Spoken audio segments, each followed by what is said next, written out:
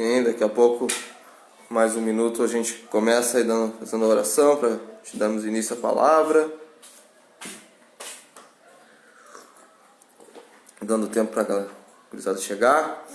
Amém. Então, irmãos, antes da gente dar início à palavra do Senhor, vamos orar ao Senhor Jesus agora, dando graça por mais a oportunidade de estarmos aqui pregando a sua santa palavra. Peço aí que quem está acompanhando escreva nos comentários aí se o áudio está saindo bem. Amém? A imagem também. Eu lembro que semana passada da Bárbara olhando na câmera aqui estava saindo legal, mas quem estava assistindo online estava torto. Então peço que os irmãos nos instruam aí. Amém? E se está dando barulhada aqui na rua, não dá embala. Como eu digo, estou no meio da vila, que é o que tem. Amém. Vamos orar ao Senhor. Querido amado Jesus, te dou graça, Senhor, por estarmos em casa, mas fazendo na nossa casa a tua casa de oração. Te damos graça, Senhor, por mais um domingo, onde estaremos aqui pregando, Senhor, a tua santa palavra. Pedimos, Senhor, pela tua infinita misericórdia, a tua graça, Senhor, tanto na minha vida quanto na vida dos irmãos, Senhor, que estarão ouvindo, Senhor, essa pregação, para que em nome de Jesus, Senhor, nós todos possamos ser bem instruídos, sermos edificados, Senhor, pela tua palavra, para que em nome de Jesus, todos que venham assistir esse vídeo, Senhor, assistir essa live, Senhor, não saiam indiferentes, não saiam de coração duro, Senhor, mas que em nome de Jesus, Senhor, que saiam desta live, Senhor, carregando o teu fardo, que é leve e suave, Senhor Deus, em nome de Jesus. Nós possamos entender o teu chamado, entender as coisas, Senhor, que tu tem para a nossa vida, entender, Senhor, este momento, Senhor, tão dificultoso. Então, pela tua infinita misericórdia, eu te dou graça por tudo isso e te peço em nome de Jesus, Senhor, que aquilo que for pregado hoje, Senhor, seja algo que venha do teu coração, Senhor. Te peço, Senhor, a tua graça, o teu discernimento, a tua ousadia e a tua intrepidez na minha vida, para que em nome de Jesus, Senhor, eu pregue, Senhor, aquilo que venha do teu Espírito. No nome poderoso de Jesus, é o que nós oramos, te pedindo e te agradecendo. Em nome de Jesus Cristo, amém. Amém. Glória a Deus. Aleluia. Então, saudando, aos irmãos aí. Semana passada, a gente explicando,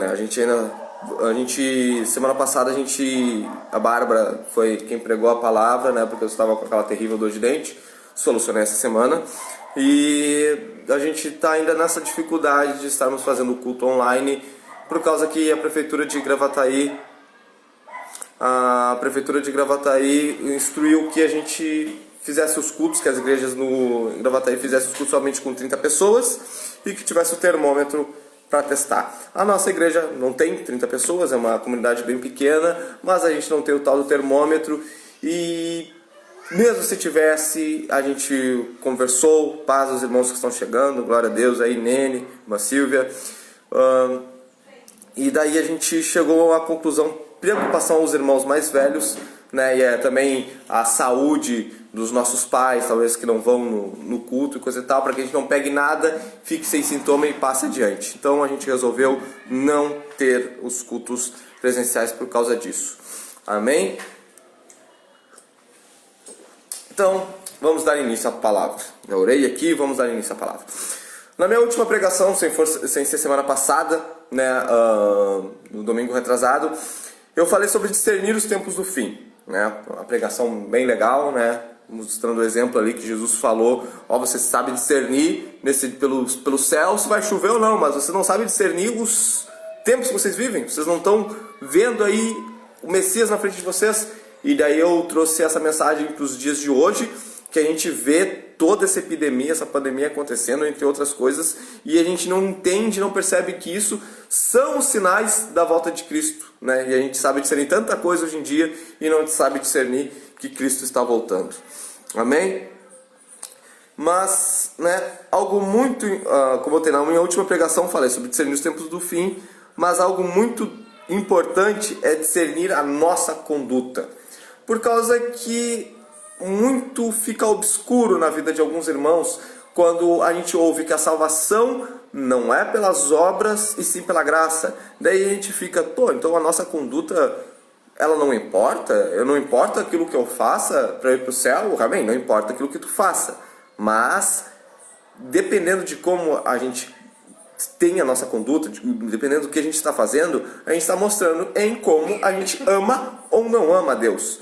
Por exemplo, eu posso dizer para minha esposa que eu a amo, mas eu sendo um cavalo todos os dias, eu xingando ela ou depreciando ela, agindo de qualquer jeito, não me importando com a minha esposa, isso é atitude de alguém que ama? Então, da mesma forma, nós não somos salvos pelas obras, mas quem ama, quer mostrar que ama. Amém? E a gente já chega nessa parte. Os vizinhos estão chorando, as crianças estão gritando, não deem bola. Amém? Então, como eu disse, é importante discernir a nossa conduta, fazer uma autoanálise de como é que eu estou, né? Parar, olhar para dentro de si, para o nosso coraçãozinho e fazer uma autoanálise. Pois todos, né, querem chegar, né, no fim da caminhada cristã e falarem aquelas palavras de Paulo, né? Chegar no final da vida e encher a boca para dizer: combati o bom combate, acabei a carreira e guardei a fé, né? Todo mundo quer falar isso, falar, mas agora fazer, ter uma vida que respalda isso daqui, nem todos fazem, não fazem o mínimo para chegar nessa situação e no mínimo para chegar no final da vida e terem cacique, terem autoridade para falar essas frases. Acabam falando, mas como um político demagogo que promete coisas que é só promessa, né? Que não tem nada com a verdade. Amém? Então, para a gente dar início à pregação, convido os irmãos a abrirem suas Bíblias aí na casa de vocês, para verem se tudo aquilo que eu vou falar está de acordo com as Escrituras. Amém? E vamos ler em Lucas capítulo 9, no versículo 51. Glória a Deus. Amém? Aleluia. A palavra do Senhor nos diz em Lucas capítulo 9, versículo 51. Todos aí, todos aqui, né? Todas as duas, né? Bárbara e Ana Júlia, estejam atentas para aquilo que a gente vai falar. Também está descentralizado. O celular da Bárbara que é o descentralizado. Tá muito feio aí? Não, minha cara tá feia, né? Mas eu tô falando da descentralização. Que estranho. Se eu for pra cá, melhorou? Veio. Estamos tentando arrumar aqui. Tá atrasado o... Tá, daqui a pouco me fala se arrumou ou não. Tá bom. A palavra do Senhor nos diz em Lucas capítulo 9, versículo 51. Completando-se os dias para a sua assunção. O que estava acontecendo? Completando-se, estava terminando o ministério de Jesus e completando-se os dias para a sua assunção. O que era aquela assunção? A subida dele aos céus. Amém? Paz, irmã Luísa, que chega aí com a gente. Amém? Terminando-se a assunção. A assunção seria a subida de Jesus. Arrumou aí, amor? Aham, tá arrumando. Agora eu não estou torto? Mais ou menos. Eu tenho que ir pra onde? Não, o problema não é o telefone. O problema talvez é a configuração do meu Facebook aqui. Tá bom. Bom, então completando-se os dias para a assunção, para a sua assunção, para a subida de Jesus nos céus. Então completando-se os dias para isso, Jesus manifestou. O que quer dizer manifestou? Ele colocou para fora. Ele deixou claro. Do tipo, eu tenho que deixar claro uma coisa para vocês aqui. Jesus é meu Senhor e não existe nem outro Senhor, nem outra Senhora, nem outro nome que foi dado nos céus ou na terra para que o homem seja salvo. Eu estou manifestando aquilo que está no meu coração. Amém? Estou falando, botando para fora. Então Jesus manifestou e colocou para fora o firme propósito de ir para Jerusalém. Amor, empresta meu celular aqui que eu coloquei um negócio, um sinônimo. Uns sinônimos para firme. Olha só. Sinônimos para firme: permanente, sólido, aferrado, afincado, e também tem cabeça dura, cabeçudo ou birrento. Ele colocou de maneira teimosa o propósito. Jesus manifestou o teimoso propósito, o permanente propósito, o sólido propósito, o firme propósito de ir para Jerusalém. Mas o que ia acontecer em Jerusalém antes da sua assunção? O que ia acontecer em Jerusalém antes da sua assunção? Eles seriam todos perseguidos. Para ele ascender ao céu, o que ele precisava? Ser morto, ser açoitado, ridicularizado, morto, para depois ressuscitar, para aí sim ter a sua assunção. Então, para voltar para o céu, para estar ao lado de Deus Pai, Jesus manifestou o firme propósito de ir para Jerusalém. O foco era a assunção. Completando esses dias para a sua assunção. O foco era a assunção. Porque depois da assunção quer dizer o que quer dizer? Que tudo já estaria consumado. Todas as profecias teriam acabado. Jesus não teria mais o que fazer aqui na terra. Somente cabia a ele voltar aos céus. Então aqui Jesus nos dá um exemplo.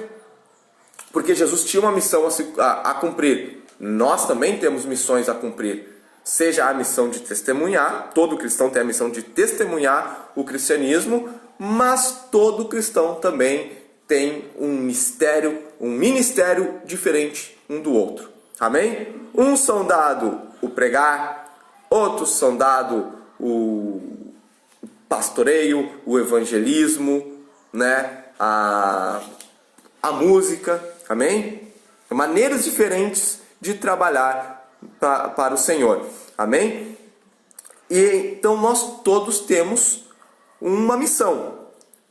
E Jesus tinha uma missão árdua e pesada, que era o quê? Morrer na cruz do Calvário de ridicularizado daquela maneira. E para isso ele manifestou o firme propósito.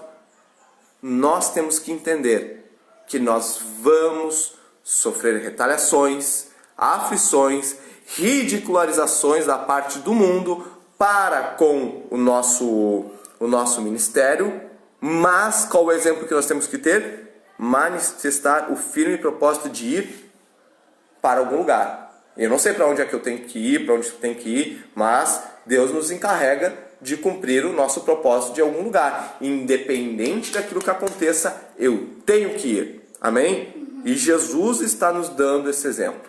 Então eu tenho que discernir para onde que eu tenho que ir e o que eu tenho que fazer. Mas uma coisa tu tem que saber. Tu vai sofrer retração, tu vai sofrer perseguição, tu vai sofrer ridicularização por parte desse mundo. Amém? Amém. Porque Jesus falou que nós seríamos odiados por esse mundo pelo amor de Jesus. Amém? Tem um álbum da banda Nefesh que... Como é que seria o nome em inglês, amor? Aquela banda da Colômbia. Que o nome do álbum é Odiados pelo Mundo. Hated by this world. Hated by this world. Odiados por esse mundo. Por que a gente é odiado por esse mundo? Pelo simples fato da gente ser cristão. Por exemplo, como eu estava ouvindo o pastor Pipe essa semana. Um ateu, ele não acredita em nenhuma entidade espiritual, correto?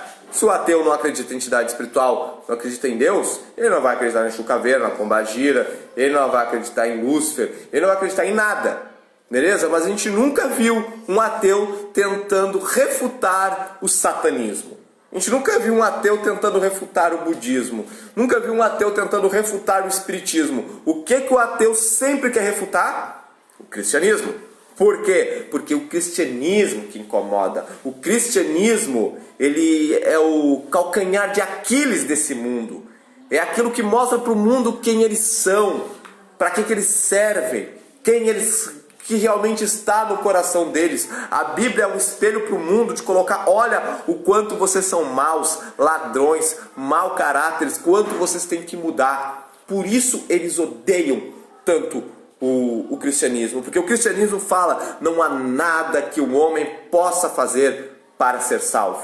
Agora o espiritismo fala o quê? Que tu vai morrer, vai reencarnar, e daí tu tenta ser mais bonzinho na próxima vida para merecer o céu.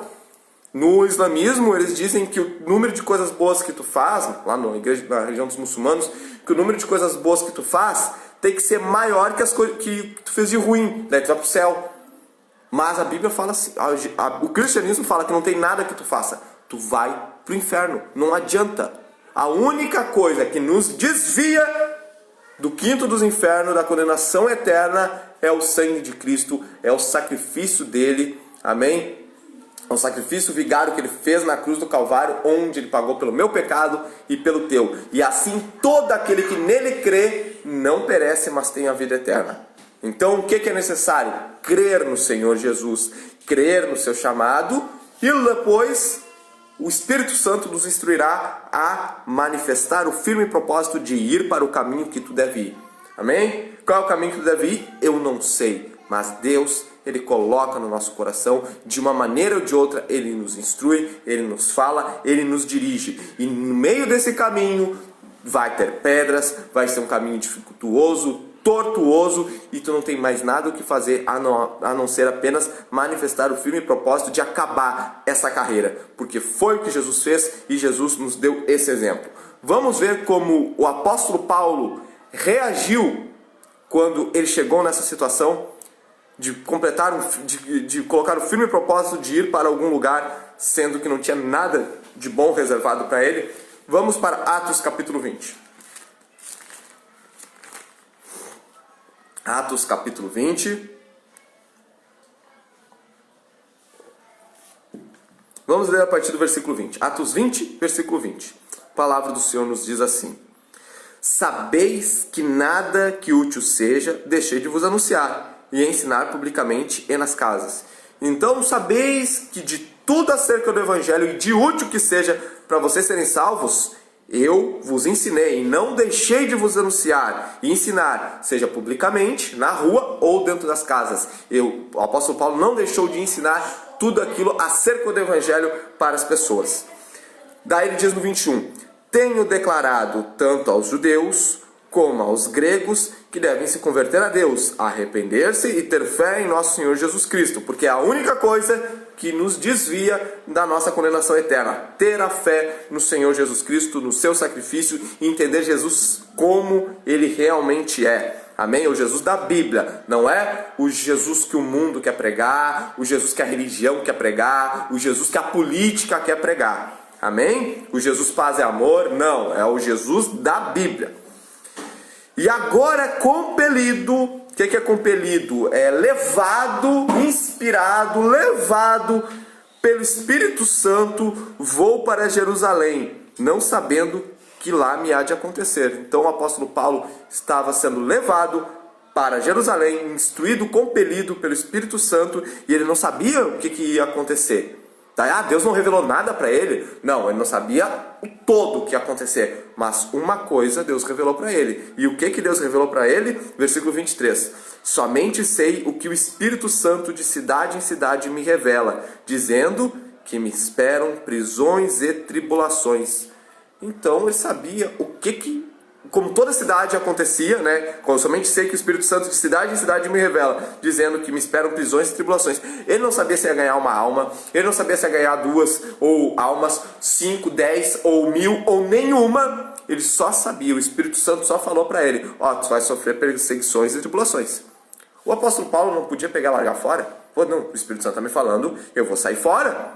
Eu não quero apanhar, eu não quero tomar uma ruim. Mas não, ele estava levando o mesmo exemplo do seu mestre. Jesus ia para Jerusalém, e o que ia acontecer em Jerusalém antes da sua assunção? Ele seria ridicularizado, açoitado e morto na cruz. Mas, como diz em Lucas 9,51, Jesus colocou o firme propósito de ir para Jerusalém. E aqui, da mesma forma, Paulo sabia que ia para Jerusalém e não sabia o que iria acontecer, a não ser prisões e tribulações, que era a única coisa que o Espírito Santo tinha revelado. Mas o que ele fez? Ele se borrou de medo? Ele quis largar fora? Não, ele colocou o firme propósito de ir para Jerusalém, tomando o exemplo do seu Cristo, tomando o exemplo do seu mestre, que é o que eu e tu temos que fazer.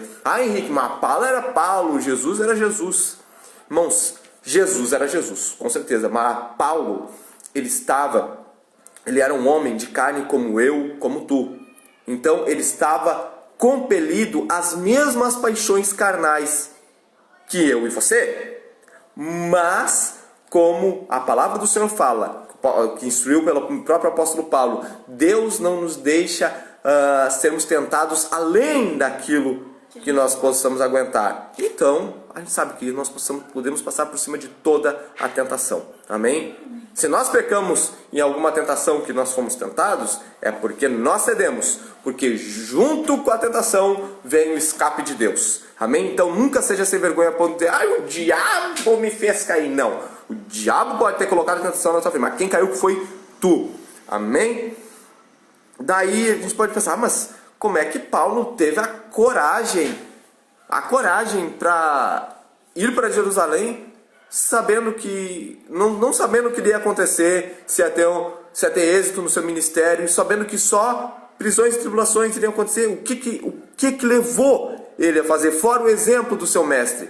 Uma outra coisa que o inspirou era uma filosofia que ele levava na sua vida, que se encontra no versículo 24, que diz: mas em nada tenho a minha vida por preciosa. Em nada eu tenho a minha vida por preciosa. Nada, o que é? Nada. Irmãos, eu não vou ter a cara de pau de dizer aqui que em nada eu tenho minha vida por preciosa. Tem algumas coisas na minha vida que são preciosas para mim. É o exemplo que eu tenho que dar? Não é o exemplo que eu tenho que dar. O exemplo que eu tenho que levar é o exemplo de Paulo. Que em nada eu tenho minha vida por preciosa. Mas será que era nada mesmo? Será que não tinha nadinha de precioso na vida de Paulo? Será que era tão ruim assim? Eu não gosto de nada desse mundo aqui. Eu quero que tudo morra, tudo se exploda. Será que era assim? Vamos ver. Ele em nada tem a minha vida por preciosa. Contanto, porém... contanto, um porém, quer dizer que tinha uma coisa preciosa na vida dele. Que era o quê? Que cumpra com a alegria a minha carreira e o ministério que recebi do Senhor Jesus para dar testemunho do Evangelho da graça de Deus. Então, qual era a coisa que Paulo tinha de precioso na sua vida? Era cumprir a carreira que o Senhor lhe tinha dado com alegria. E por que com alegria? Irmãos, quantos irmãos deviam cumprir a sua carreira, mas com tristeza? E eles deviam cumprir a sua carreira, fazer a vontade de Deus por entender que era o certo, mas com peso no coração ou na carne. Por quê? Porque viam os seus amigos sendo mortos nas fogueiras no primeiro século, na história da igreja primitiva. Viam seus irmãos sendo jogados, seus irmãos, muitas vezes da família, serem jogados para os leões. Imagina ter alegria no meio disso. É uma coisa que só o Espírito Santo pode nos dar. É uma coisa que só vem do Espírito Santo. De nós não vem essa alegria. Nós somos maus, nós somos egoístas. Como é que eu posso ter alegria no meio disso? Somente pelo Espírito Santo de Deus. E para eu ter o Espírito Santo de Deus, a Bíblia fala em Atos. Deixa eu ver qual é o capítulo aqui. Acho que é no capítulo 7. Não, capítulo 5, versículo 32. Nós somos testemunhas dessas palavras. Nós e também o Espírito Santo, que também Deus dá àqueles que lhe obedecem. Tem um monte de gente que quer o batismo com o Espírito Santo. Eu quero falar em línguas, eu quero ser usado na mão de Deus, mas não obedece a Deus. Acha que o Espírito Santo é dado a qualquer um, de qualquer jeito. Irmãos, o Espírito Santo é dado àqueles que lhe obedecem. A gente não tem bambambam de Jeová, não tem estrelinha de Jeová. Amém? Deus ama todos iguais. Mas como é que o Espírito Santo pode viver na vida de uma pessoa que vive segundo a lei da carne? Se lixando, né? Eu vou continuar me prostituindo. Eu vou continuar fazendo o que me dá na telha, fazendo sexo aí com todo mundo, usando droga, entrega aos vícios e coisa e tal. Se alguma pessoa está nessa situação e luta contra isso, amém, glória a Deus, está lutando. Mas se ela não está nem aí, se ela não coloca na cabeça, eu tenho que obedecer ao Senhor para ter o Espírito Santo, como diz ali em Atos capítulo 5, versículo 32, como é que quer ter? Mas Paulo obedecia, o Espírito Santo, a Deus, recebeu o Espírito Santo de maneira brutal em sua vida, e esse Espírito o inspirou a não ter nada por precioso em sua vida. Somente um porém, que ele cumprisse com alegria a sua carreira e o ministério que ele recebia do Senhor Jesus para dar testemunho do Evangelho da graça de Deus. Amém? Então, nós temos que pedir isso ao Senhor. Senhor, me dá essa coragem. Me dá a coragem que tu tinha e que Paulo imitou. Realmente, Paulo era imitador de Cristo. Quando Paulo falou, sede meus imitadores, como eu sou imitador de Cristo, ele realmente era imitador de Cristo. Porque ele aqui estava seguindo o mesmo exemplo de Jesus. Jesus botou firme propósito de ir para Jerusalém, para quê? Para apanhar e morrer. E aqui Paulo colocou firme propósito de ir para Jerusalém, para quê? Para apanhar e não saber se vai morrer. Amém? Então, irmãos, peça ao Senhor por isso. Para de brincar de crente. Para de ouvir, participar de um culto do domingo na igreja ou no culto online e achar que dá para continuar do mesmo jeito. Irmãos, quem é muito é dado, muito é cobrado. Amém? Como é que o tio Ben falou pro Peter Parker? Com grandes poderes vem grandes responsabilidades. Então, irmãos, é a mesma coisa. É o versículo bíblico, em outras palavras: a quem muito é dado, muito é cobrado. Se está 2 anos, 3 anos, 5, 10 anos na igreja, muito foi dado para ti em relação à pregação do evangelho, de entendimento do evangelho. Muito é cobrado de ti. Não dá para ficar chupando bala, rateando. Se foi muito dado, tu tem que se cobrar, tu tem que pensar: eu tenho que ter ódio da minha situação. Eu não posso estar acomodado. É uma música do Mortification, no CD de 2006, que fala I'm not... Como é que é acomodado em inglês? Não lembro. Não, traduzindo, o nome da música é Eu Não Sou um Acomodado. E é assim que nós temos que ser, irmãos. Eu não posso ser um acomodado. Muitas vezes na minha vida eu me encontro assim. Sei que todos se encontram assim, mas é errado. Amém? É errado, nós temos que lutar contra isso. Amém? Vamos para Lucas capítulo 14. Amém?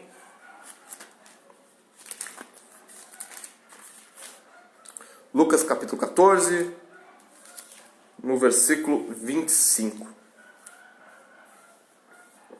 A gente pode fazer uma palavra, né? Pode fazer uma pergunta, mas o que inspirou Paulo, fora o Espírito Santo, a se entregar tanto assim pela obra de Deus, tanto assim na vontade de Jesus? O que será que aconteceu na vida de Paulo? Ou como ele chegou a essa conclusão de que o que ele tinha que ter pela sua vida como preciosa era fazer cumprir o seu ministério com alegria? Como será que ele chegou nessa conclusão?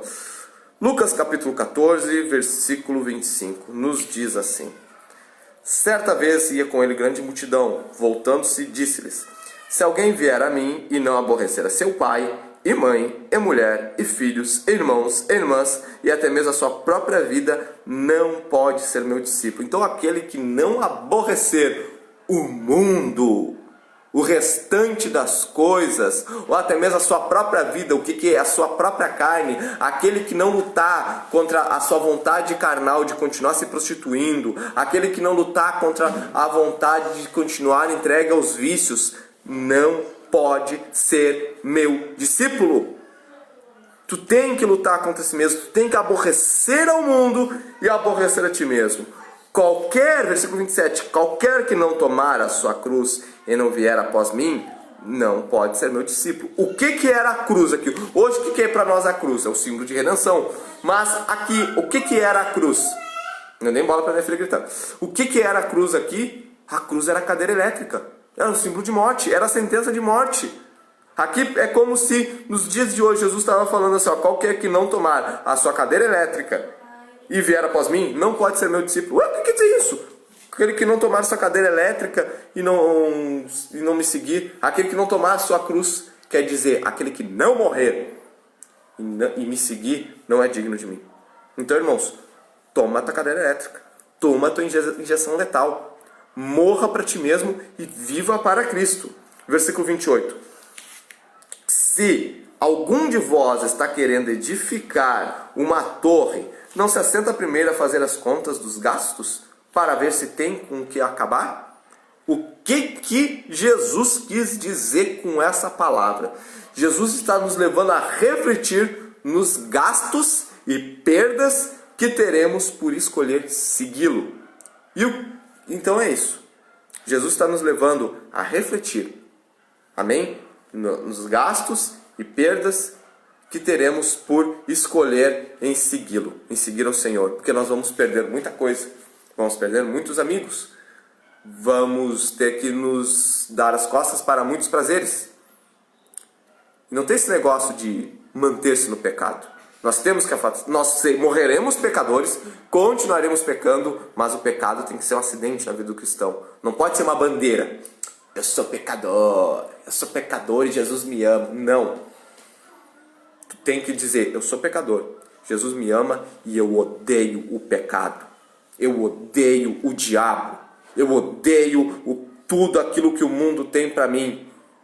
Se eu não consigo odiar, eu peço, Deus, me ensina a odiar como tu odeia as coisas do mundo. Me ensina a odiar como tu odeia o diabo. Nós temos que pedir para o Senhor. Teve um pai que pediu para Jesus curar a sua filha. E ele disse, Senhor, se tu podes curar a minha filha, tu cura. E Jesus falou, olha, tudo é possível que crê. E aquele pai pediu, Senhor, ensina-me a ter mais fé. Então, irmãos, não é errado eu pedir, Jesus me ensina a ter mais fé. Então não é errado eu dizer, Jesus me ensina a amar como tu ama as tuas coisas. E me ensina a odiar como tu odeia o mundo e as coisas do mundo e o diabo. Amém? Eu posso pedir isso ao Senhor. Por quê? Porque a minha carne não odeia as coisas do mundo. A minha carne ama.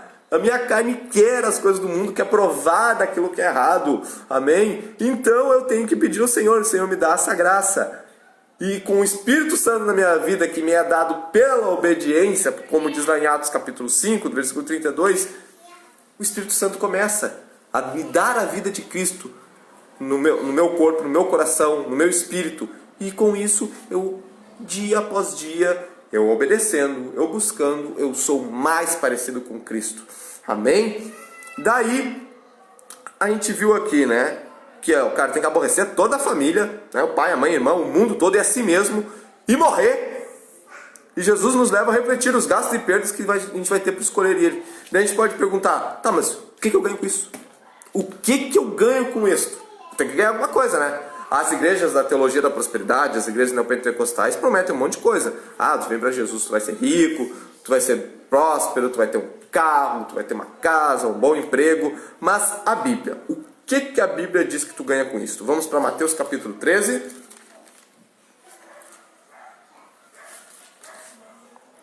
Mateus capítulo 13, versículo 44.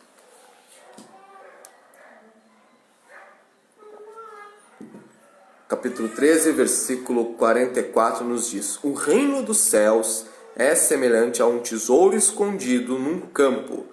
Achando um homem, esse homem achou um tesouro escondido no campo. Achando um homem, escondeu de novo.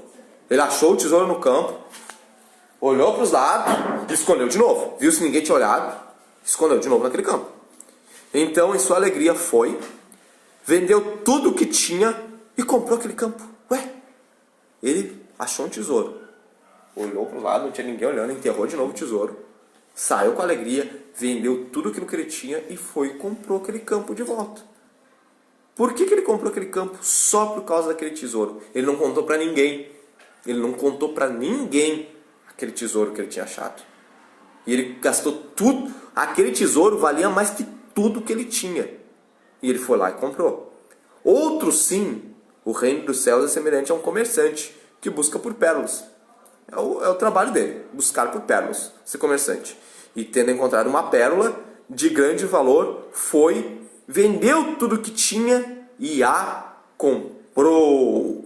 Igualmente, o reino dos céus é semelhante a uma rede lançada ao mar. Vamos pular um pouquinho aqui. Perguntou-lhes Jesus: entendestes todas essas parábolas? Versículo 51. Responderam-lhe: Sim, Senhor. Disse-lhes ele: Por isso, todo escriba instruído a respeito do reino dos céus é semelhante a um pai de família que tira do seu depósito coisas novas e velhas. Quando Jesus acabou de profetizar essas parábolas, retirou-se dali. Irmãos, o que era o tesouro encontrado naquele campo? E o que era aquela pérola? E aí? Alguém que acha? Irmãos, tanto o tesouro quanto a pérola significava a mesma coisa. E o que era esse tesouro e o que essa pérola? Era o Senhor Jesus. Era o Senhor Jesus. E ele encontrou aquilo dali, e aquilo ali foi mais valioso que tudo que ele tinha. Encontrar o Senhor Jesus era a resposta para a vida dele. Entender o Senhor Jesus, entender e encontrá-lo é mais valioso que tudo. Explica tudo.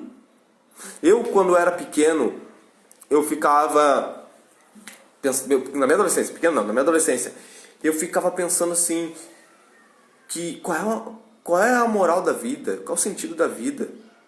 Um dia, se eu encontrar a resposta, eu vou ter a resposta para todas as outras coisas de ter feito com os meus 17 para 18 anos, em 2006, quando eu aceitei Jesus, entendi quem Ele era, entendi a cruz do Calvário, entendi por que Ele fez aquilo, porque eu sempre acreditei em Jesus, acreditei em Deus, mas eu nunca entendi por que Ele tinha feito aquilo. Quando eu entendi por que Ele fez aquilo, quem eu era, para onde eu ia, e que Jesus fez aquilo para interferir no meu caminho, para que pecador não fosse, eu entendi todo o resto. Todo o resto do mundo e como o mundo está fez sentido. Amém? Fez sentido para mim. Respondeu tudo. Era mais valioso que tudo aquilo que eu tinha. Era mais valioso que a bebida, era mais valioso que o rock, era mais valioso que qualquer festa que eu pudesse ir. Amém? Poderia ter vendido tudo que eu tinha por aquela pérola. Amém? Lucas capítulo 18.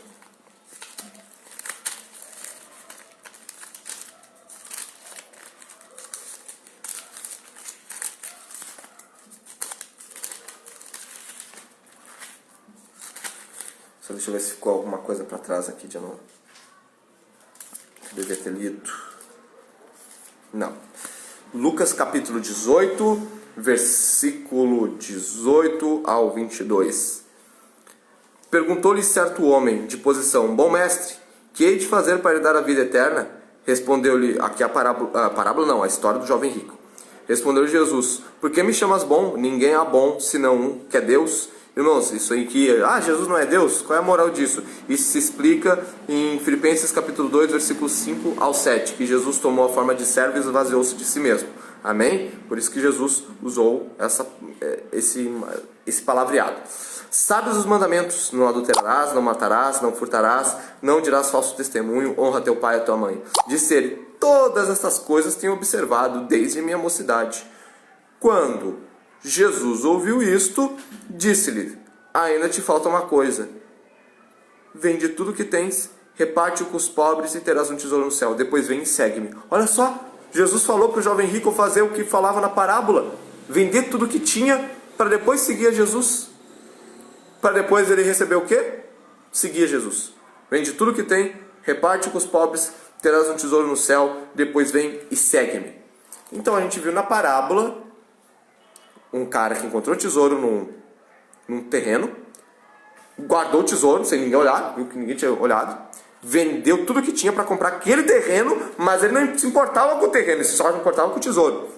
Um outro que pegava pérolas, comercializava pérolas, encontrou uma mais especial que todas. Pá, já recebeu o sentido da vida.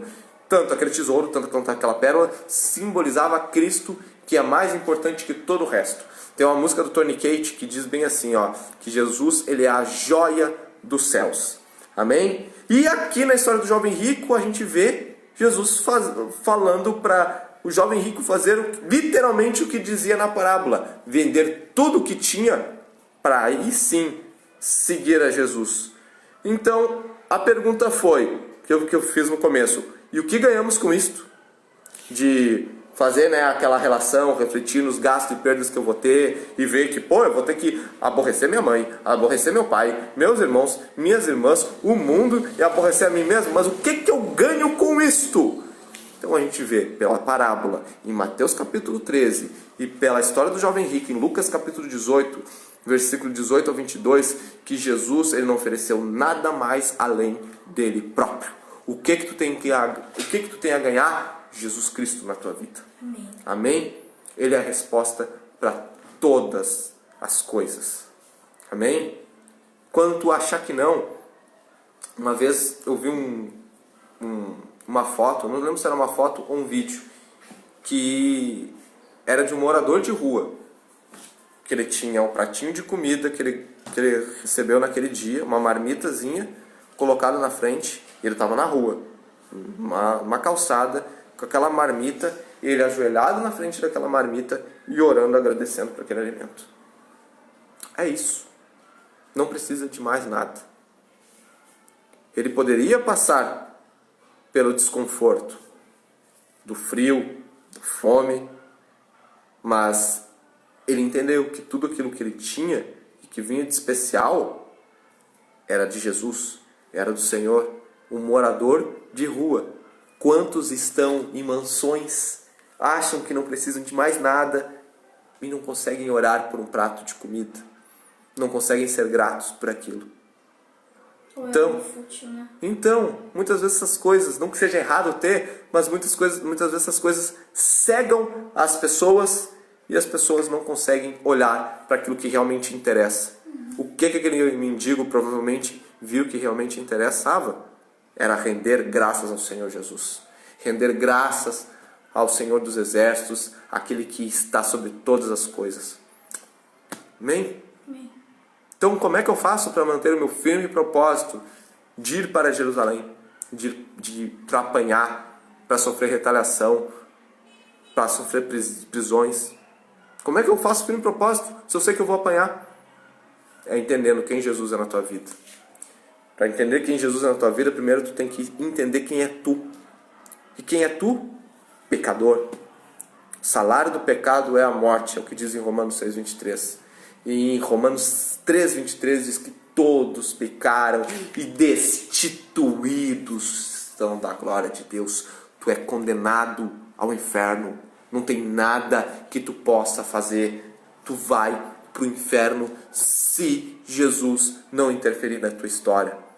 Romanos 6:23, como eu disse, fala que o salário do pecado é a morte, mas o dom gratuito de Deus é a vida. O que é gratuito? É de graça. Jesus está com as mãos abertas para te dar. Receba, ame, honre isso aí. Porque não adianta dizer que eu recebi a Jesus e não honrar, em viver de qualquer jeito.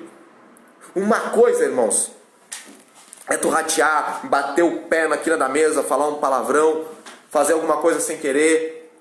Outra coisa é tu fomentar, tu não tá nem aí, pecar com toda liberdade, sem vergonha na cara, viver como se não tivesse que dar contas a Deus. Tem essa grande diferença. Então honre o Senhor Jesus. Olhe para ti mesmo. Tem lido a Bíblia toda. E daí tu pode perguntar, Henrique, mas por que será que eu não consigo me desgrudar disso? Provavelmente, pode ser que eu esteja errado, é que não lê a Bíblia todo dia. Não lê a Bíblia todo dia, não separa. Como é que tu vai conhecer o Senhor? Como é que tu vai saber aquilo que é errado e aquilo que é certo na tua vida se tu não lê a Bíblia? É lendo que a gente entende, que a gente descobre. Amém? Então, irmãos, por favor, em nome de Jesus Cristo, leia a palavra do Senhor. Isso aqui não adianta um domingo tu ouvir eu falando e o resto da semana tu não ler a palavra. Tu vai ser como naquela parábola que Jesus disse do cara que jogava boa semente. Uma semente ficou à beira do caminho, veio os pássaros, bicaram e levaram. E os pássaros são quem? O diabo. Tá muito torto, hein, amor? Não. E o pássaro é quem? É o diabo. Ele vai tirar a semente de ti, ele vai tirar aquilo que foi pregado. Mas como que o diabo pode ter essa autoridade na minha vida? Porque tu não obedece. Porque se tu obedecesse, o Espírito Santo te seria dado. E se o Espírito Santo te tivesse dado, ele fomentaria isso na tua vida. Amém? Então, irmãos, é o Espírito Santo que trabalha. Mas tu precisa ter vergonha na cara. Precisa ter vergonha na cara e não ser como o jovem rico. Tu ser como Paulo, ser imitador de Cristo. Amém? Amor, quanto tempo a gente está falando aí? 44 minutos. Amém. Irmãos, em 1 Reis, capítulo 19, do versículo 1 ao 4, depois que Elias, ele orou contra os 400 profetas de Baal e os venceu, conseguiu derrotá-los, todo lugar que se a gente lê no texto, todo lugar que Deus falava para Elias ir, ele ia. E teve um momento, depois que ele conseguiu vencer os 400 profetas de Baal, que Deus não falou para ele ir. E ele foi para um lugar fazer um negócio. Quando ele fez algo fora da ordem e da direção de Deus, ele ouviu falar da ameaça que Jezabel tinha dado à vida dele, e ele entrou numa numa depressão, foi pro deserto, pediu para morrer. Veio um anjo falar com ele e disse, mas eu não sou melhor do que ninguém, né? Eu não sou melhor que meus pais. Ele deixou todo mundo né? Então, com essa história, eu não vou ler ela aqui agora para a gente não se prolongar. Com essa história, a gente vê que existe aqueles momentos que nós abandonamos tudo e todos, né? Por causa dos sentimentos. A gente se sente sem valor, a gente deseja a morte, justamente por causa dos nossos pecados. Então toda aquela repreensão que eu estava te dando agora, de toma vergonha na tua cara, não é para tu se sentir mal, é para tu tomar vergonha na cara e mudar de posição, mudar de atitude, amém? Não aceitar a tua vida do jeito que tá, não te pegar, é verdade, Henrique, eu sou um porcaria, eu vou morrer, vou me matar. Não, é justamente para ser o contrário, amém? Ele disse isso, que ele era sem valor, ele se sentiu dessa forma. Quero ler para vocês que nós somos, de uma certa forma, até sem valor, mas porque aqui nós vamos para o inferno, né? Quem não tem Cristo e coisa e tal. Quero dizer que comparando com a santidade de Deus, realmente nós não temos valor, mas Deus deu um devido valor para o homem. E esse valor foi infinito para Deus. Vou ler alguns textos para acrescentar isso. Olha só, João 3,16. Porque Deus amou o mundo de tal maneira, amou o mundo de tal maneira, de uma maneira pesada, de uma maneira brutal, de tal maneira, que deu o seu Filho unigênito para que todo aquele que nele crê não pereça, mas tenha a vida eterna. 1 Coríntios capítulo 6, versículo 20. Fostes comprados por bom preço. Por que o texto está dizendo, fostes comprados por bom preço? Para falar, tu é especial, tu é importante para Deus, tu fostes comprados por um bom preço. Glorificai, pois, a Deus no vosso corpo e no vosso espírito, as quais pertencem a Deus. Então, se eu fui comprado por um bom preço, se Jesus me ama tanto, eu vou ser grato. E como é que eu vou ser grato? Glorificando, pois, a Deus no vosso corpo. Então eu tenho que usar o meu corpo para a glória de Deus. Não usar o meu corpo para o pecado, e sim para a glória de Deus. 1 Pedro capítulo 1, versículo 18. Sabendo que não foi com coisas corruptíveis, como prata ou ouro, que fostes resgatados. Tu não foi comprado com dinheiro, que dá para rasgar, que dá para queimar, com moeda, que é botar em não sei quantos graus Celsius a moeda vai derreter. Tu não foi comprado com isso. Sabendo que não foi com essas coisas corruptíveis como prata ou ouro que fostes resgatados da vossa vã maneira de viver, a qual por tradição recebestes dos vossos pais. Olha que interessante o que o texto está falando de 1 Pedro 1,18. Nós fomos comprados para sermos de Jesus, mas nós fomos também comprados, cadê? Sabendo que não foi com coisas corruptíveis como prata ou ouro que fostes resgatados da vossa maneira de viver. Então, o sangue de Cristo não nos resgata somente do pecado, ele nos resgata da nossa vã maneira de viver, da maneira mundana. O que isso quer dizer? Que o sacrifício de Jesus serve para andarmos em novidade de vida, que o sacrifício de Jesus serve para não sermos mais do mundo e andarmos como cristãos. Amém? Amém? Então, sabendo que não foi com coisas corruptíveis como prata ou ouro que fosse resgatado da vossa vã maneira de viver. Então, o sacrifício de Jesus na cruz, ele não nos resgata somente do pecado, ele nos resgata do pecado para vivermos uma nova vida em Cristo Jesus. Amém? 1 Pedro 1,19, daí diz,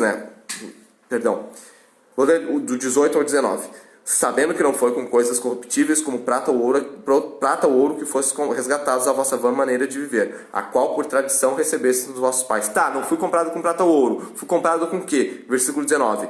Mas com o precioso sangue de Cristo, como de um cordeiro, sem defeito e sem mancha. Quem era Cristo? Era o Deus encarnado, Criador dos céus e da terra, aquele que criou o mar, as estrelas, a terra, o universo inteiro. Esse Deus esvaziou-se de si mesmo, como diz em Filipenses capítulo 2, do versículo 5 ao 7, esvaziou-se de si mesmo, tomando a forma de servo, morrendo a morte de cruz, derramando o seu precioso sangue, como de um cordeiro sem defeito e sem mancha. Qual é o meu valor? O valor que Deus me deu foi o sangue de Cristo. O valor, qual é o teu valor? O valor que Deus te deu foi o sangue de Cristo. E como diz em outro texto, se não me engano em Atos, o sangue de Deus. Até deixa eu ver se eu acho aqui, em Atos, que diz. Tem muitos que querem pegar e falar, né, que Jesus não é Deus e coisa e tal, né? Deixa eu ver se eu acho aqui.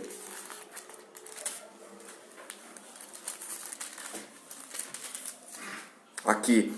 Até no mesmo capítulo que a gente começou. Atos capítulo 20, no versículo 27 ou 28. Vamos lá. Pois nunca deixei de vos anunciar todo o conselho de Deus. Olhai por vós e por todo o rebanho sobre o qual o Espírito Santo vos constituiu bispos, para apacentardes a igreja de Deus, a qual ele comprou com seu próprio sangue. A igreja de Deus, que ele comprou com seu próprio sangue. Opa, peraí. Não foi Jesus que derramou o seu sangue? E ele está sendo chamado de Deus? Sim, Jesus era a manifestação de Deus encarnado na terra. E ele derramou o seu próprio sangue pela minha vida e pela tua. Qual é o teu valor? O valor do sangue de Cristo. O valor do sangue de Deus, da vida de Deus sendo extraída, morta, envergonhada na cruz do Calvário. É tão importante que Jesus passou, é tão importante para Deus que ele teve que passar por isso para que tu fosse salvo. Amém? Para que teu nome fosse escrito no livro da vida. Apocalipse capítulo 1, versículo 5. E da parte de Jesus Cristo, que é a fiel testemunha, o primogênito dos mortos e o príncipe dos reis da terra, aquele que nos ama e em seu sangue nos lavou dos nossos pecados. Ele nos ama e nos lavou dos nossos pecados. Amém? Amor, quanto tempo a gente tem aí?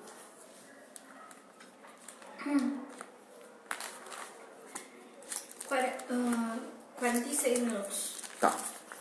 Irmãos, vamos para 2 Timóteo capítulo 4, versículo 7. Não, desculpa, 52. 52? Tá, eu comecei alguns minutos antes, eu posso passar um pouquinho. Vamos lá. Para encerrarmos aqui. 2 Timóteo capítulo 4, versículo 7. O versículo que a gente falou, que todo mundo quer falar, mas ninguém quer cumprir. Combati o bom combate, acabei a carreira e guardei a fé. Os caras não começam nem um bom combate e querem pegar e falar essa palavra. Outra tradução, a versão NTLH, diz assim, ó, para esse versículo. Fiz o melhor que pude na corrida, cheguei até o fim e conservei a fé. Então, combater. Fiz o melhor que pude. O que é combater? É fazer o teu melhor. Eu fiz o melhor que pude. Eu pelejei, eu lutei. E agora eu pergunto, tu tá fazendo o melhor que tu pode? Ai, eu acho que não. Então não pode falar combati o bom combate. Combater o bom combate é fazer o melhor que pode. E aí?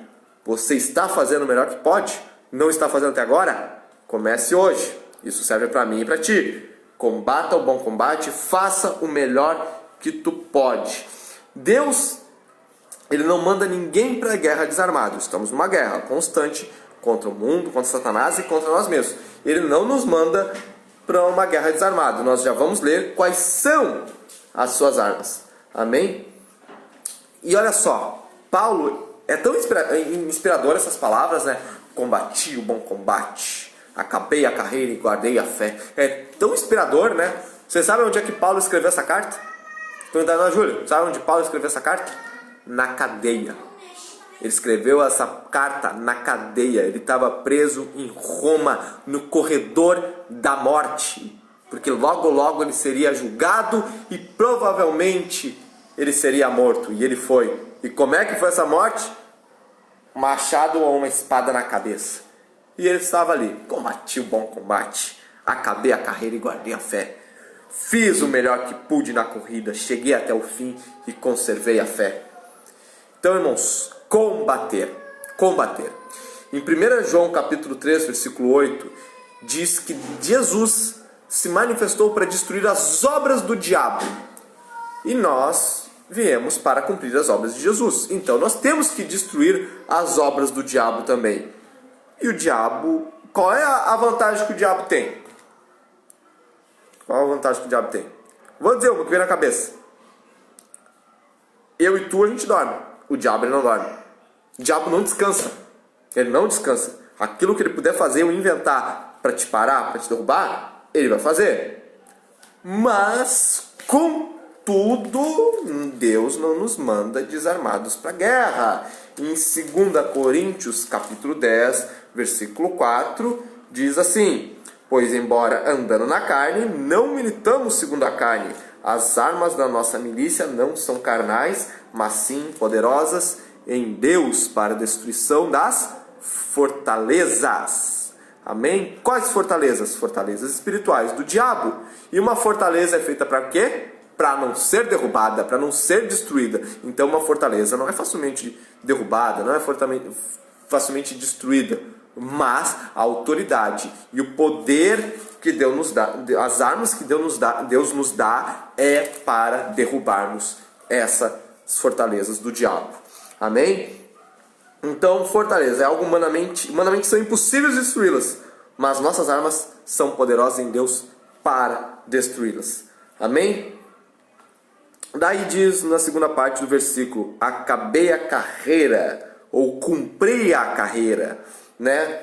Qual é a carreira que Paulo correu? Vou ler rapidamente, não vou destrinchar muito, porque a gente já está no horário bem avançado. Mas, vou perguntar aqui para Ana Júlia. Ana Júlia, quando ele fala assim, eu cumpri a carreira, tu tem ideia de qual é a carreira que ele cumpriu? Não? Vamos então ver qual é a carreira que ele cumpriu. 2 Coríntios capítulo 11, versículo 23. São ministros de Cristo? Falo como fora de mim, eu ainda mais em trabalhos, muito mais, em açoites, mais do que eles, em prisões, muito mais, em perigo de morte, muitas vezes. Agora ele fala da carreira dele, o que ele seguiu. 5 vezes recebi dos judeus uma quarentena de açoites, menos um. Só deixa eu ver até onde eu tenho que ler. Até o 33, tá. 5 vezes recebi dos judeus uma quarentena de açoites, menos um. 3 vezes fui açoitado com varas. 1 vez fui apedrejado. 3 vezes sofri naufrágio. 1 noite e 1 dia passei no abismo. Em viagens, muitas vezes, em perigos de rios, em perigos de assaltantes, em perigos entre patrícios, em perigos dos gentios, em perigos na cidade, em perigos no deserto, em perigos no mar, em perigos entre os falsos irmãos, em trabalhos e fadiga, em vigílias muitas vezes, em fome e sede, em jejum muitas vezes, em frio e nudez. Até pelado esse cara teve que ficar. Essa foi a carreira dele. E nós reclamamos da nossa vida. Ai, Jesus, está difícil. Continuar te seguindo. Olha o que esse cara passou. Versículo 28. Além das coisas exteriores, há o que diariamente pesa sobre mim, o cuidado de todas as igrejas. Quem enfraquece, que também eu não enfraqueça. Quem se escandaliza, que eu não me abrase. Se é preciso gloriar-me, gloriarei-me no que me diz respeito à minha fraqueza. O Deus e Pai de nosso Senhor Jesus Cristo, que é eternamente bendito, sabe que não minto. Em Damasco, o que governava sobre o rei Aretas, pôs guardas às portas da cidade dos damascenos, para me prenderem, mas por uma janela da muralha desceram num grande cesto, assim escapei das suas mãos. E essa foi a carreira que ele seguiu. Então a gente quer reclamar da nossa vida, quer dizer, meus amigos riem de mim porque eu sou crente, meu pai de Clarice que eu sou crente, que droga. Aqui ele tomava pedra, fome, nudez, tudo. Amém? E como é que ele chamava isso? De árduo caminho, de caminho difícil, de um caminho de dores? Vamos ver como é que ele chama? 2 Coríntios capítulo 4, versículo 16. Por isso não desfalecemos, ainda que o homem exterior se corrompa. O interior, contudo, se renova de dia em dia. Como é que... Vocês entenderam tudo que ele passava, né? Como é que ele chamava tudo aquilo que ele passava? Ele diz no versículo 17. Pois a nossa leve e momentânea tribulação. Ele está chamando tudo aquilo que ele passou de leve e momentâneo. Olha a cabeça do cara.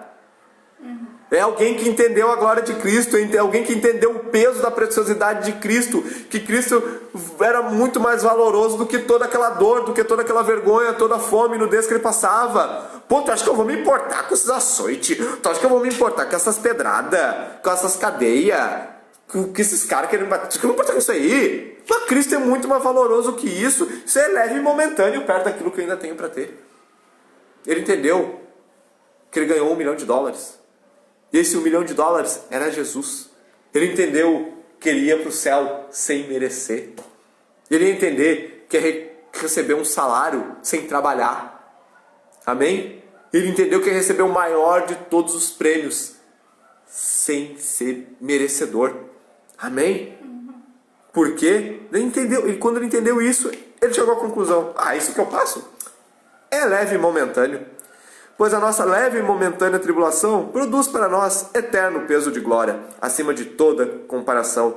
Portanto, nós não atentamos nas coisas que se veem, mas nas que não se veem, pois as que se veem são atemporais, e as que não se veem são eternas. Eu entendi que o meu prêmio é eterno e é para lá que eu tenho que olhar. Eu não tenho que olhar para a minha ferida. A minha ferida, só que um dia vai passar. Eu vou morrer, essa ferida não vai aparecer mais. E quando eu ressuscitar, Deus vai refazer essa minha ferida.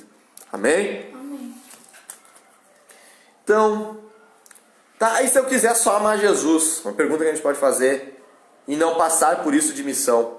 João capítulo 21, versículo 15 a 18. Jesus pergunta para Pedro 3 vezes: Pedro, tu me amas? E Pedro toda hora: Senhor, tu sabe que eu te amo. Pedro, tu me amas? Senhor, tu sabe que eu te amo. Pedro, tu me amas? Senhor, tu sabes de todas as coisas. Tu sabe que eu te amo. Então cuida do meu rebanho. Foi o que Jesus falou. Então, cuida do meu rebanho quer dizer o quê? Não é de... Trabalha. Então, cumpre a missão. Tu me ama? Cuida do meu rebanho. Tu me ama? Cumpre a missão. Então, se a gente ama alguém, a gente deve demonstrar amor. Se eu digo que eu amo a minha namorada, a minha noiva, né, para dar esse xalalá para ela, até convencer ela a querer casar comigo, eu tenho que provar esse amor. Agora, se eu digo eu te amo, mas eu distrato ela não vai casar comigo. É a mesma coisa. Quem ama, demonstra. Amém? Ainda 2 Timóteo, capítulo 4, versículo 7, para encerrarmos. Combati o bom combate, acabei a carreira e guardei a fé. Guardei a fé. Para a gente especular sobre esse versículo, vamos para 1 Timóteo, capítulo 1, versículo 18 ao 19. Diz assim. Quanto tempo a gente está aí, amor? 1h02. Tá, já vamos encerrar, irmãos. Combati o bom combate, cumpri a carreira e guardei a fé. Sobre a fé. 1 Timóteo, capítulo 1, versículo 18. Esta instrução te dou, meu filho Timóteo, que segundo as profecias que houve acerca de ti, por elas combatas o bom combate. Então, se eu recebo uma profecia, eu não tenho que ficar parado esperando se cumprir. Eu tenho que combater o bom combate. Que segundo as profecias que houve acerca de ti, por elas combatas o bom combate. Vai em frente, não fica parado. Rick, mas nunca nenhum profeta falou alguma coisa pra mim. Tá, mas tu leu a Bíblia. Você entendeu que tem promessas pra ti ali? Se entendeu? Combata por elas. Amém? É como eu botei aqui, se recebemos profecias sobre nosso ministério, não devemos esperar os resultados caírem do céu, mas combater em busca das tais promessas, em busca do resultado dessas profecias. Amém? Por elas, combatas o bom combate, conservando a fé e a boa consciência, a qual alguns, ao vendo rejeitado, vieram a naufragar na fé. Irmão, sobre o naufragar na fé. Uma vez que o navio naufraga, tem alguma coisa a se fazer? Não. Então o que quer dizer naufragar na fé? Cair totalmente. Naufragar na fé quer dizer se desviar e nunca mais voltar. Uhum. É isso que quer dizer naufragar na fé. Porque o navio, quando naufraga, ele afunda. Deu, já era, ele vai ficar no fundo do mar por causa da vida. Ele nunca mais vai ter utilidade nenhuma. É ou não é? Então o que Paulo quer dizer para conservar a fé e a boa consciência, a qual alguns, havendo rejeitado, vieram a naufragar na fé? O que é naufragar na fé? É se desviar e nunca mais voltar para a igreja. Então, fique esperto. Conserva a tua fé. Porque na hora que naufragar, já era. Tu não volta nunca mais para a igreja. Aí, Henrique, mas eu conheci cristãos que se desviaram e depois voltaram para a igreja. Porque eles não naufragaram. Eles estavam desviados fora da igreja por causa de alguma decepção, alguma tristeza, mas eles conservavam a fé em Cristo dentro deles. Amém? Sobre naufragar na fé. O naufrágio raramente acontecia de súbito. Não era o navio. O navio estava lá. Opa, vou afundar. Era assim? Não. Ou acontecia um acidente? Né? Não era assim. Então não acontecia de súbito, mas era o resultado de anos de infiltração de água, da infiltração e descuido do barco. Então nós somos um barco. Amém? Somos o barquinho de Jesus ali, ó. Se a gente não cuidar da nossa vida, fica infiltrando água que não deve, água do mundo, e a gente não tem o cuidado devido com o nosso barco, uma hora afunda, nunca mais. Então o cara que se apostata da fé e nunca mais quer saber de Jesus, não foi de uma hora para outra, que ele foi de anos, não perseverando, guardando a boa consciência. Amém? Conservando a fé e a boa consciência, a qual alguns rejeitaram. Então rejeitaram não somente a fé, mas a boa consciência. A fé a gente sabe o que é. Que é a certeza das coisas que não se veem, mas se esperam. Mas, irmãos, o que é a boa consciência? Conservando a boa consciência. Para a gente entender o que é a boa consciência, vamos ler em Romanos, capítulo 14, versículo 22, se eu não me engano. Versículo 22. Diz assim, tens tu fé?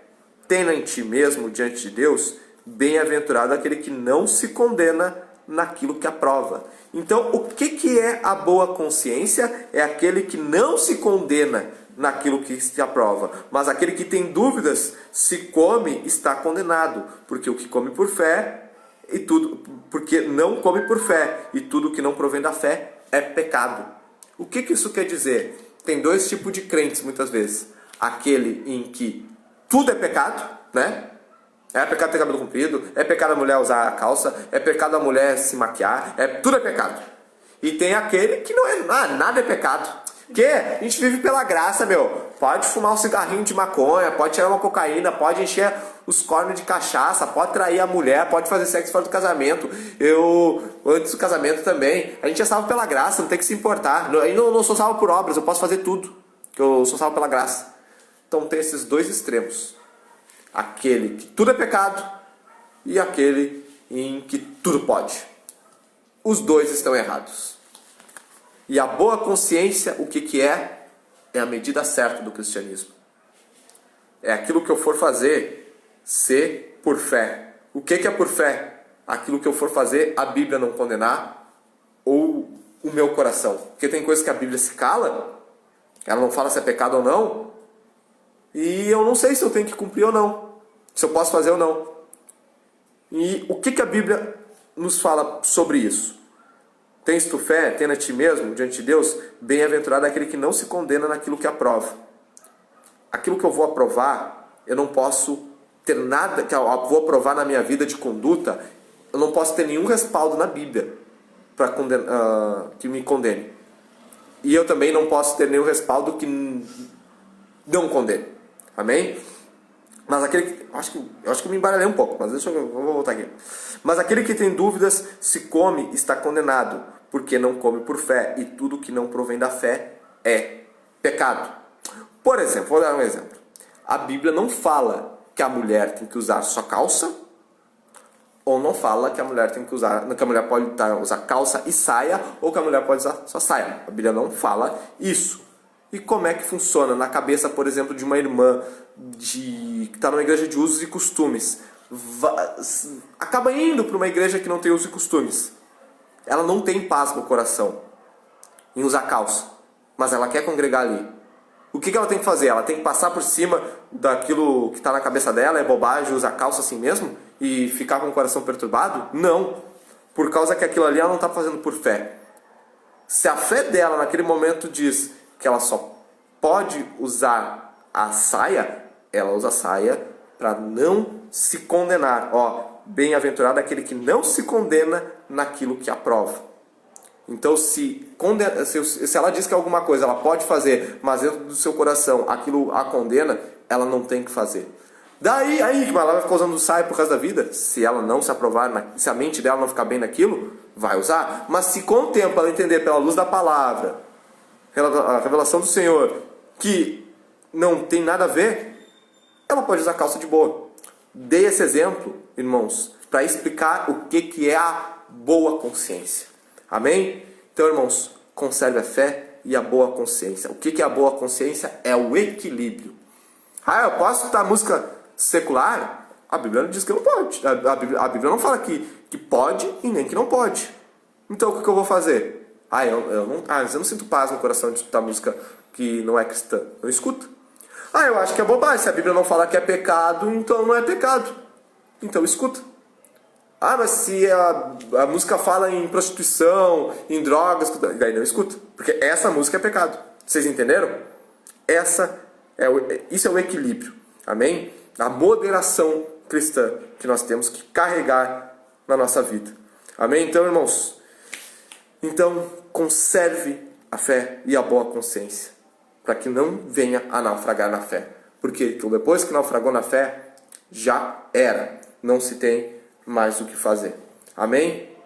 E a gente, tendo isso, uma boa consciência, a gente agrada a Deus.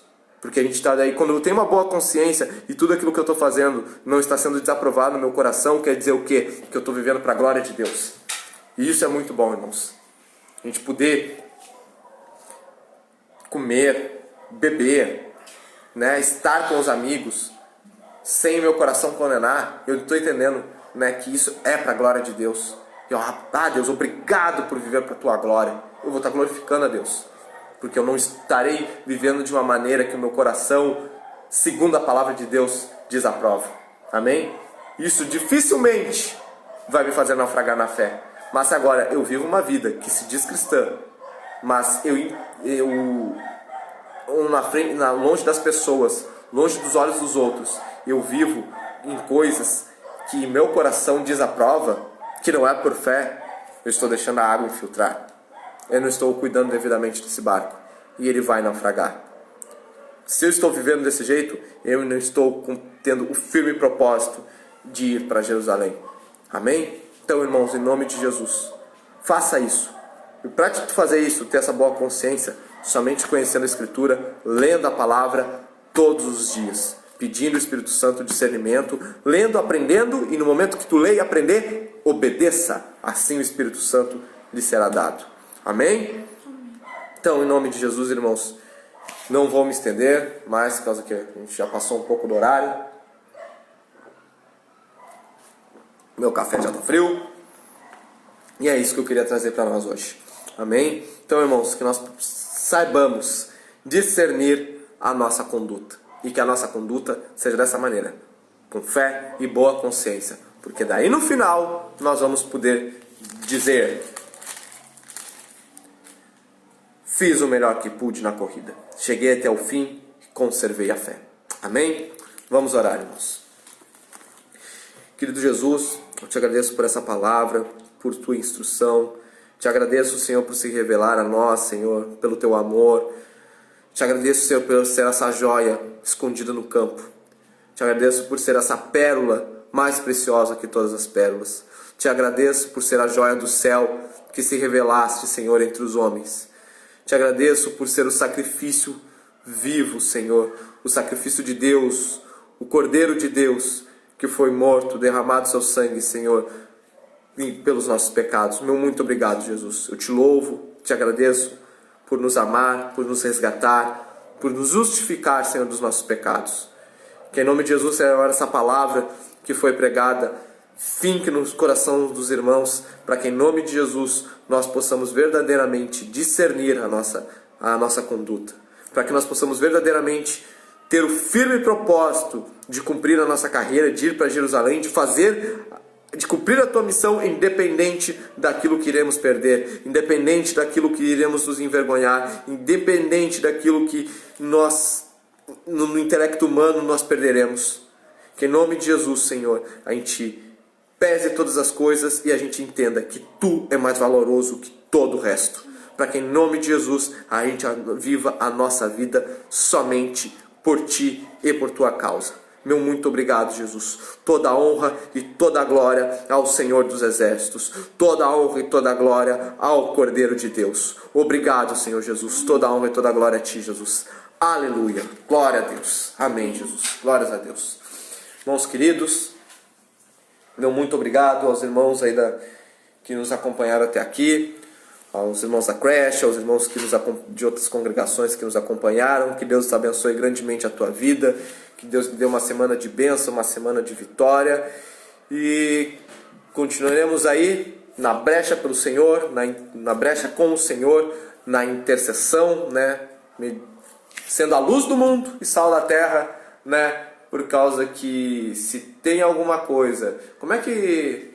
Ontem eu estava vendo o vídeo lá do Gustavo, do Sky Metal, né? Em um dos vídeos, como é que era a pergunta? Se igreja é um trabalho essencial, né? Igreja aberta. Igreja aberta é um trabalho essencial, né? E a conclusão do vídeo dele, que o que é essencial é a mensagem, é a obra que o cristianismo leva adiante. Então, esse é o nosso farol. Amém? O Senhor Jesus. Nós temos que continuar sendo luz do mundo, sal da terra, continuar iluminando esse mundo. Amém? Porque, irmãos, é magnífico. Em meio a tanta dor, a tanta desgraça, a tanto medo, pessoas que não são cristãs perguntarem para ti: Henrique, o que ainda falta para Jesus voltar? Pessoas que não são cristãs, que não vão na igreja, perguntarem para ti: Henrique, o que ainda falta para Jesus voltar? Como é que a gente sabe? Como nós temos que agir? Amém? Então, a natureza clama. Quem é que é a natureza? A natureza são todos aqueles que não aceitaram a Jesus. São criaturas de Deus. Porque filho de Deus é só aquele que aceitou Jesus como Senhor e Salvador. Está escrito em João capítulo 1, versículo 12. Não sou eu que estou dizendo. Amém? Quando a criatura, a Bíblia fala em Romanos, que a natureza geme pela manifestação dos filhos de Deus. E é assim que eu vejo hoje. Pessoas que não são filhos de Deus, que são criaturas, que são parte da natureza, gemendo pela manifestação da tua vida, querendo que tu, por favor, fulano de tal, irmão ou crente, me explica o que está acontecendo, o que mais vai acontecer e o que eu posso fazer. Amém? Seja assim. Deus está te dando as armas. Todo o cenário está pronto. Amém? É como Jesus falou, que a seara é grande, poucos são ceifeiros. Oi? Poucos são cearenses. E a seara é grande, poucos são ceifeiros. Mas olhai, ela já está pronta para a colheita. Amém? Então é isso. O mundo já está pronto para a colheita, cabe a nós. Amém? Toda a honra, toda a glória ao Senhor Jesus. Deus abençoe a tua vida e até semana que vem.